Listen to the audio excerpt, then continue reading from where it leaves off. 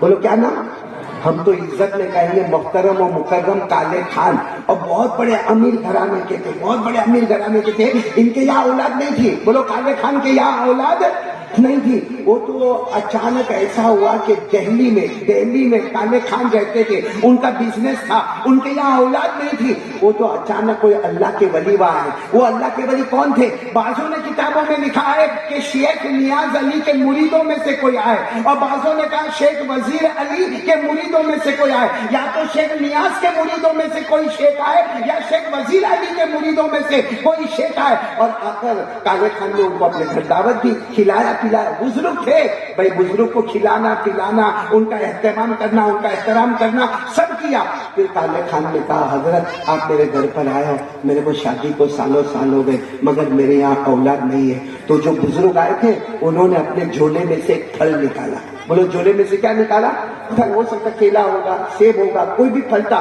کہا آپ کی بیوی کو کھلا دو، آپ کی بیوی پریگننٹ ہوگی، 9 مہینے کے بعد لڑکا ہوگا، اور لڑکے کا نام اپنی پسند کا مت رکھنا، میں دے کر جاتا ہوں عبد الرحمان ان کا نام رکھنا، اور نام عبد الرحمان رکھنا. ایک زمانہ آئے گا وہ اللہ کے ولی بن جائیں گے. بولو سبحان اللہ.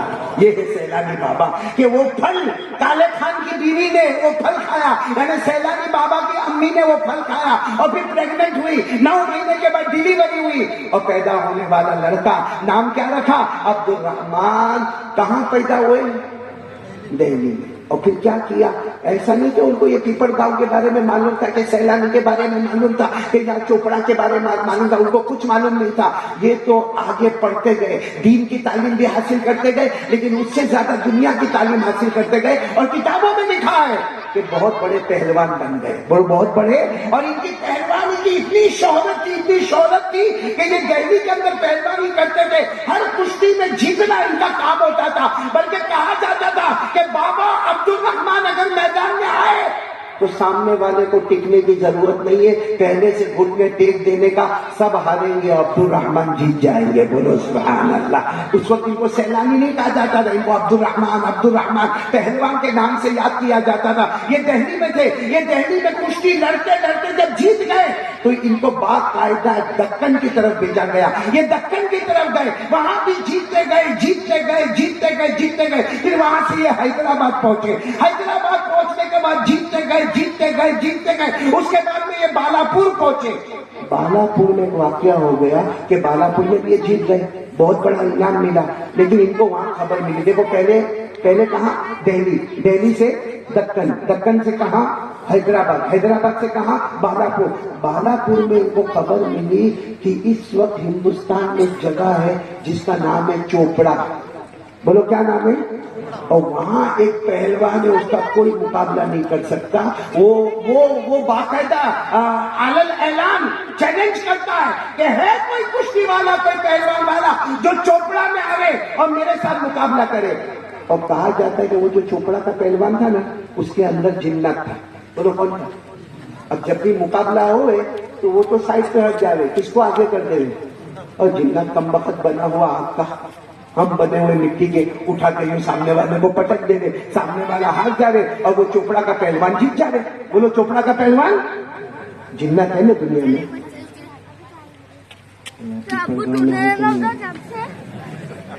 ہاں مولانا عبد الرحمان، میرے کو تو تو ہی جنات جیسا لگتا ہے. کیوں معلوم ہے؟ کیونکہ ابھی یہ بیٹھا ہے نا یہاں پہ 3 مرتبہ تو اٹھ کے چھلانگ لگا کے گیا. اب تیری بیوی وہاں پہ؟ اچھا عبد الرحمان تمہارا نام؟ عبد الرحیم. اور وہ بابا عبد الرحمان. اللہ نے کیا جوڑ پیدا کیا. اللہ اس کو بھی ولی بنا دے گے. ماشاء بن گئے ولی، بس تھوڑی محنت کرو اور اللہ بنا دے گا انشاءاللہ. تو میری بات کیا چل رہی؟ جنات ہے پیپر گاؤں میں ہے، ہو سکتا ہے پیچھے بیٹھے بھی ہوں. بیان میں سے اٹھ کے جانا مطلب کپڑے وپڑے تو میں ذمہ دار نہیں. میرے کو کسی نے کہا مولانا وہ قاری احمد علی تیرے بیان میں اتنا بڑا مجمع کا ہوتا، ہم کتنے مولانا کو بلاتے، اتنا بڑا مجمع نہیں ہوتا. تو قاری احمد علی آتا تو بڑا مجمع تھا. میں نے کہا آدھے انسان آدھے. میرے کو کہتا ہے بلکہ آپ کو معلوم ہے ایک مرتبہ کیا ہوا، میں احمد آباد میں تھا نا، احمد آباد میں نے 4.5 گھنٹے بیان کیا. کتنا؟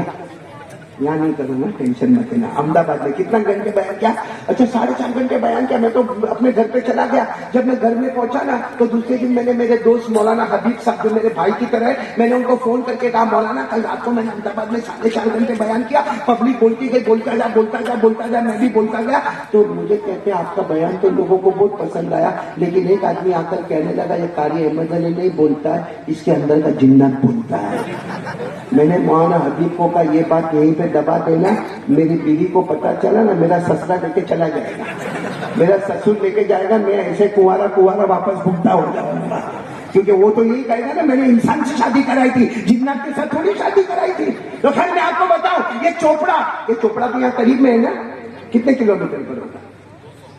हाँ 200 किलोमीटर पर ये चोपड़ा होगा। वहां पर एक पहलवान था, उसके अंदर जिन्नत था और वो जिन्नत के जरिए से लड़ता था, सबको हराता था और ओपन चैलेंज करता था वो चोपड़ा का पहलवान कि है कोई जो मेरे साथ मुकाबला करे।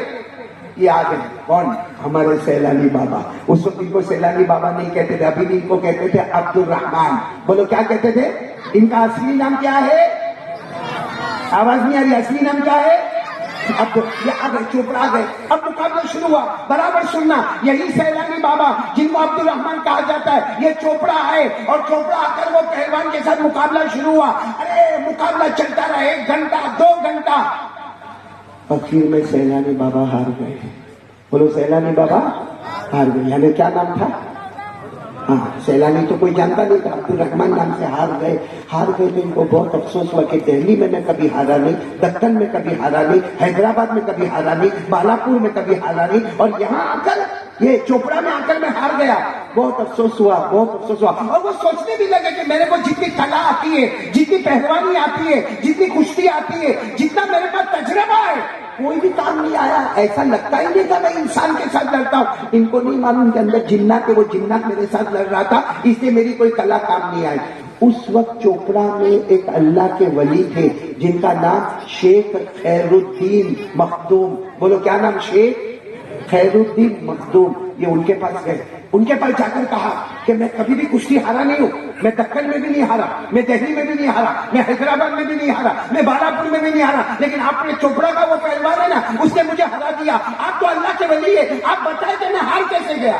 तो शेख खैरुद्दीन मखदूम हंसने लगे, हंसकर कहने लगे वो नहीं लड़ता है। कौन लड़ता है? उसका जिन्नत लड़ता है। तो फिर मैं करूं क्या? मुझे तो जीतना है, मुझे तो इंसान के साथ लड़ना है। एक काम कर, तू ऐलान कर दे कुश्ती का, उनको आने दे। जब आवे ना तो कह देना तेरे अंदर जो जिन्नत है उनको शेख खैरुद्दीन मखदूम ने सलाम कहा है और कहा है कि यहाँ से चला जा। उनको सिर्फ इतना कह देना, जब वो आए ना, चोपड़ा का पहलवान आने देना, कह देना शेख खैरुद्दीन मखदूम ने तुमको सलाम कहा है, ए जिन्नत तुमको सलाम कहा है, यहाँ से चले जाओ। अब वो चोपड़ा का जवान जब आया, पूरा चोपड़ा का मैदान गचागच भरा हुआ, वो वहां से चोपड़ा का जवान आया, यहाँ से बाबा अब्दुल रहमान आए। अब दोनों में कुश्ती शुरू कुश्ती हुई। इन्होंने पहले ही कह दिया मेरे शेख खैरुद्दीन मखदूम ने तेरे जिन्नत को सलाम कहा है और कहा कि चला जा। अब वो जिन्नत चला गया, बचा कल चोपड़ा वाला। इन्होंने चोपड़ा को चोपड़ी कर दिया, यूं पकड़ा नहीं, उठाकर पटका, फिर उठाकर पटका, फिर उठाकर पटका। कहा जिन्नातों के सहारे लड़ते हो तुम, जिन्नात के सहारे लड़ते हो, मैं अल्लाह के वली का दामन पकड़ के आया हूं। बोलो सुभान अल्लाह। अब सुनना, ये चोपड़ा में इनका नाम हो गया, जीत गए, हर जगह पर फतह हो गई, हिंदुस्तान के पहलवानों में इनका नाम आया, किनका? सैलानी बाबा का। लेकिन शेख खैरुद्दीन मखदूम ने क्या फरमाया? आओ बेटा इधर आओ। क्या नाम इनका? अब्दुल रहमान, इधर आओ। ये कुश्ती करके क्या मिला तुमको? क्या मिला? क्या? तो इन्होंने कहा कुछ नहीं मिला, खाली मैं फेमस हो गया, सेलिब्रिटी बन गया, मेरी शोहरत हो गई, मेरे को इनाम मिला, मेरे को अवार्ड मिला, मेरे को तोहफा मिला। इससे क्या होगा? दुनिया बनी, आखिरत कौन बनाएगा? आखिरत कौन बनाएगा? कहा अल्लाह अल्लाह कौन करेगा? प्यारे नबी की दावत तबलीग कौन करेगा? बस इनके दिल में बात असर कर गई। कहा मैं सब कुश्ती को छोड़ता हूँ और आज से तय करता हूँ रहूंगा तो आपकी खिदमत में रहूंगा। बोलो सुभान अल्लाह। ये चोपड़ा में शेख खैरुद्दीन मखदूम की खानकाह में आए। अच्छा अब सुनना, बड़ा अजीब वाकया। ये शेख खैरुद्दीन मखदूम की खानकाह में आ गए, उनके खानकाह में रहे, अल्लाह अल्लाह करे, नमाज पढ़े, रोजे रखे, ज़कात देवे, हज का इरादा करे, बहुत कुछ। लेकिन शेख खैरुद्दीन को जब भी कहे ना मुझे बैयत कर लो ना, बैयत समझते हो ना, अल्लाह के वली के हाथ पर ہاتھ دینا. بولو اللہ کے ولی کے ہاتھ پر. تو یہ جب بھی شیخ خیرالدین کو کہے آپ نے میری زندگی بدل دی, میں کہاں کشتی لڑنے والا, میں کہاں کا پہلوان, میں دکن کا رہنے والا, میں دہلی کا رہنے والا, میں حیدرآباد کا رہنے والا, میں بالا پور کا رہنے والا, یہ چوپڑا چھوٹے سے گاؤں میں آیا ہوں, آپ میرے کو ہاتھ پر بیعت کر لے. وہ شیخ خیرالدین مخدوم بہت اللہ کے ولی کے کہا بیعت تو نہیں کروں گا, رہنا ہو تو رہو اور جانا ہو تو چلے جاؤ. تو ایک دن یہ جو سیلانی بابا ہے نا بہت افسوس میں فجر کی نماز پڑھے, اپنا سارا سامان باندھا, کہا جب میرے کو اپنے ہاتھ پر بیعت تو کرتے نہیں ہے تو میرے کو یاد ہے کہ فائدہ کیا. یہ چپ چاپ فجر کی نماز کے بعد بغیر چائے پیے بغیر ناشتہ کیے اپنا سامان بوریا بستر اٹھایا اور چوپڑا کے پہاڑوں, بولو چوپڑا کے پہاڑوں کی طرف جانے لگے. کہیں پہ ظہر کا وقت ہو گیا تو ظہر پڑھ لی, کہیں عصر کا وقت ہو گیا تو عصر پڑھ لی, کہیں مغرب کا وقت تو مغرب پڑھ لی, اور چلتے گئے عشاء کا وقت ہوا تو عشاء پڑھ لی. لیکن عشاء پڑھنے کے بعد پھر دیکھا کہ میں اتنا صبح سے چلا ہوں, کھایا پیا نہیں ہوں, بھوک لگی ہے, کہاں پہنچا کہاں, دیکھا یوں گردن اٹھا کے دیکھا تو وہی خانقاہ کے سامنے ہے. بولو وہی شیخ خیرالدین مخدوم کی. اتنا چلے مگر چلے وہیں پر, تو یہ فوراً اندر گئے اور شیخ خیرالدین مخدوم کو کہا حضرت میں بہت چلا, فجر سے لے کے عشاء تک چلا مگر میرے پاؤں یہیں پر ٹکے ہیں. کہا اللہ کا فیصلہ آ گیا, میں نے تجھے مرید بھی بنا دیا, اپنا مراد بھی بنا دیا. آج سے میں نے تجھے بیعت بھی کر لیا اور تجھے چاروں سلسلوں کا خلافت بھی عطا کر دیا. بول تو نعرہ تکبیر. اس کے بعد میں پھر شیخ خیرالدین مخدوم نے کہا تم میرے مرید بھی ہو, تم میرے مراد بھی ہو, اب تم بن چکے ہو, اب جاؤ پیپل گاؤں کے جنگلوں کی طرف جاؤ, پہاڑوں کی طرف جاؤ, ایک وقت آئے گا ہزاروں ہزار لوگ تمہارے ہاتھ پر ایمان قبول کر لیں گے. بولو سبحان اللہ. اور اسی پیپل گاؤں میں پھر یہ قریب میں آ گئے, یہ ہو گئے سیلانی بابا, عبد الرحمان بابا. انہی کو کہا جاتا ہے مجددیہ, انہی کو کہا جاتا ہے مظہریہ, انہی کو کہا جاتا ہے نقشبندیہ, انہی کو کہا جاتا ہے نیازیہ, انہی کو کہا جاتا ہے وزیریہ. اور آج ہم خوش نصیب ہیں کہ ان کے قدموں میں ہے, اللہ ان کے صدقے ہماری مغفرت فرما دے گے. تو کون تیار ہے اپنی اولاد کو سیلانی بابا کی طرح بنانے کے لیے؟ اس کے لیے ایک ہی محنت کرنی پڑے گی, لا الہ, آواز نہیں آ رہی, لا الہ. آپ کو معلوم ہے ان کے بڑے بڑے خلیفہ, معلوم ہے ان کے مزارات کہاں ہوں گے, وہ میں نے بہت کتابوں میں تلاش کیا لیکن میرے کو نہیں ملا. لیکن لکھا ہے کہ ان کے مشہور خلفاء میں ایک خلیفے کا نام ہے شاہ حنیف, ایک خلیفے کا نام ہے شاہ حسن علی, ایک خلیفے کا نام ہے شاہ رومان, ایک خلیفے کا نام ہے شیخ ارمان, ایک خلیفے کا نام ہے شیخ ابراہیم. ایسے بہت سے خلفاء ہیں جو گاؤں دیہات گئے اور سب نے جا کر ایک ہی کام کیا. پورا پیپل گاؤں بولے گا لا الہ. اور خواجہ معین الدین چشتی نے بھی سبق سکھایا, میرے جوتے میں کمال نہیں. کمال کس کا ہے؟ اچھا یہ لوگ اجمیر جاتے ہاں یا نہیں؟ کون خواجہ غریب نواز, خواجہ معین الدین چشتی محبت کرتے. بھائی میرے کو ٹاپک پہ تو آنے دو, پہلی بات پہ آیا ہوں. ابھی تو میرے کو 3 باتیں پورا کرنا ہے اور 1 گھنٹہ اس کا پورا. یہ ہاتھ نکال کر دیکھتا ہے, تھوڑی دیر میں بیوی کے پاس بھاگتا ہے. یہ بیوی سے ڈر کے بھاگتا ہے یا محبت میں جاتا ہے؟